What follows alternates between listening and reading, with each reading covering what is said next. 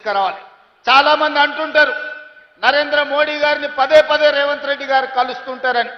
నరేంద్ర మోడీ గారు నాకు బంధువేం కాదు, నరేంద్ర మోడీ గారితో నాకు చుట్టరికమేం లేదు. కానీ వారి దేశానికి ప్రధానమంత్రి అనుమతిస్తేనే ఎయిర్పోర్ట్ వస్తుంది, పెద్ద పెద్ద పరిశ్రమలు వస్తాయి, మనకు నిధులు వస్తాయి. ఇవాళ మనం తుమ్మిడేటి దగ్గర ప్రాజెక్టు కట్టాలి అంటే మహారాష్ట్ర నుంచి కొన్ని అనుమతులు తీసుకోవాలి. మహారాష్ట్రలో భారతీయ జనతా పార్టీ అధికారంలో ఉంది. ఒకవేళ ముఖ్యమంత్రి గారు మనం అడిగితే, ఒకవేళ ఏదైనా ఆలోచన చేస్తే, నరేంద్ర మోడీ గారు ఒక మాట చెప్తే, అమిత్ షా గారు ఒక మాట చెప్తే మన ప్రాంతానికి మేలు జరుగుద్ది. ప్రజల కోసం, ప్రాంత అభివృద్ధి కోసం, ఈ ప్రాంత నిరుద్యోగ యువకులకు ఉద్యోగ ఉపాధి కోసం ఎవరినైనా కలవడానికి ఒక్క క్షణం కూడా ఆలోచన చెయ్యను. నేను పైరవీల కోసం పోను. పర్సనల్ ఎజెండా నా దగ్గర లేదు. నాకున్నదల్లా చిన్న వయసులోనే ఈ తెలంగాణ రాష్ట్ర ప్రజలు 4 కోట్ల తెలంగాణ బిడ్డలు ఈ రోజు నాకు అవకాశం ఇచ్చి భుజము తట్టి ముఖ్యమంత్రి కుర్చీలో కూర్చోబెట్టారు. మరి దానికి న్యాయం చేయాల్సిన బాధ్యత నా మీద ఉందా లేదా మీరు ఒక్కసారి ఆలోచన చేయండి. ఎవరిని కలిసినా, నేను వెళ్ళినప్పుడు బీజేపీ ఎంపీలు కూడా ఉన్నారు. నేను వెళ్ళేటప్పుడు నా సహచర మంత్రులను కూడా తీసుకెళ్తున్నా. ప్రధానమంత్రి గారికి ఇవ్వాల్సిన గౌరవం ఇచ్చినాం, అడగాల్సిన అనుమతులు అడిగినాం. ఇవాళ తెచ్చుకోవాల్సిన కొన్ని తెచ్చుకున్నాం.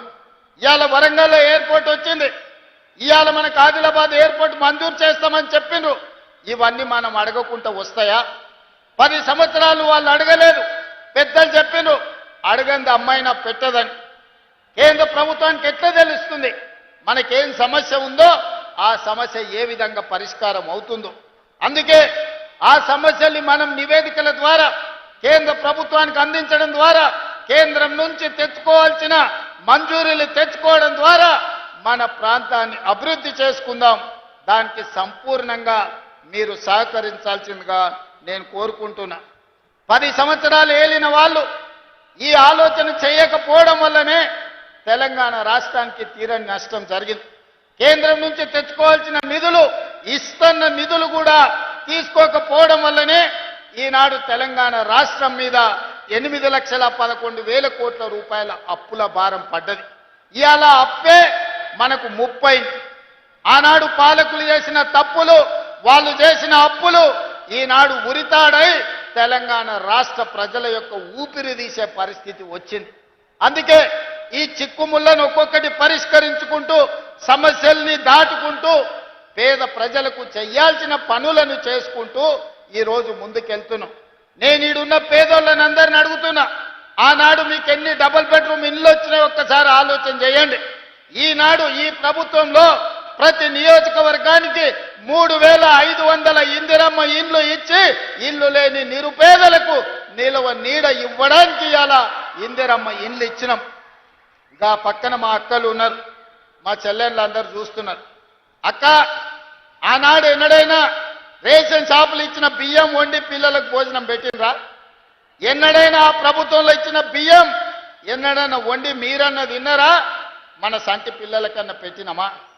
కానీ ఇవాళ ఈ ప్రభుత్వం వచ్చిన తర్వాత, ఉత్తమ్ కుమార్ రెడ్డి గారు మంత్రి బాధ్యతలు చేపట్టిన తర్వాత, ఇవాళ సన్న బియ్యం ఇస్తే ప్రతి తల్లి ఆ సన్న బియ్యం తెచ్చి అదే వండి వాళ్ళు తినడమే కాదు, సంటి పిల్లలకి ఇవాళ బుక్కెడు బువ్వ పెడుతుండ్రంటే సన్న బియ్యం ఈ ప్రభుత్వం ఇచ్చిన మాట వాస్తవం కాదా?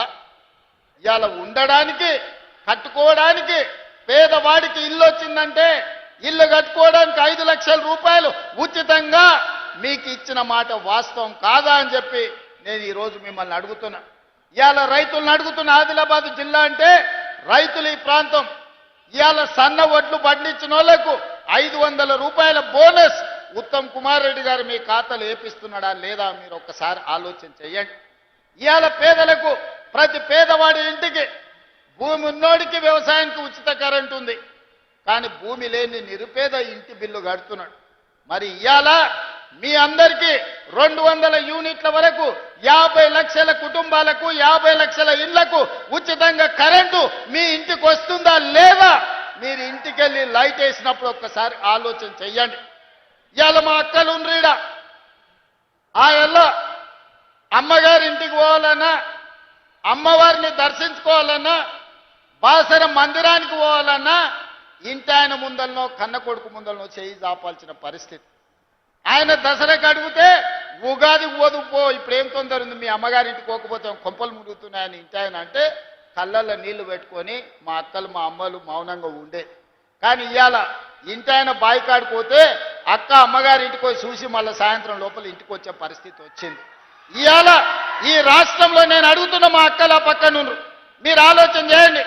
మీ తమ్ముడు ఈ రాష్ట్రానికి ముఖ్యమంత్రి అయిన తర్వాత 2 రోజుల్లోనే ఆర్టీసీ బస్సుల్లో ఉచిత ప్రయాణం మీకు ఇయ్యలేదా? రాష్ట్రం నలుమూలల అమ్మగారింటికే కాదు భద్రాచలం రాముల వారిని దర్శించుకోవాలన్నా, యాదగిరిగుట్ట లక్ష్మీ నరసింహస్వామిని దర్శించుకోవాలన్నా ఇవాళ మీరు ఉచిత బస్సు ప్రయాణంలో చేస్తలేరా? మీరు ఒక్కసారి ఆలోచన చేయండి అక్కల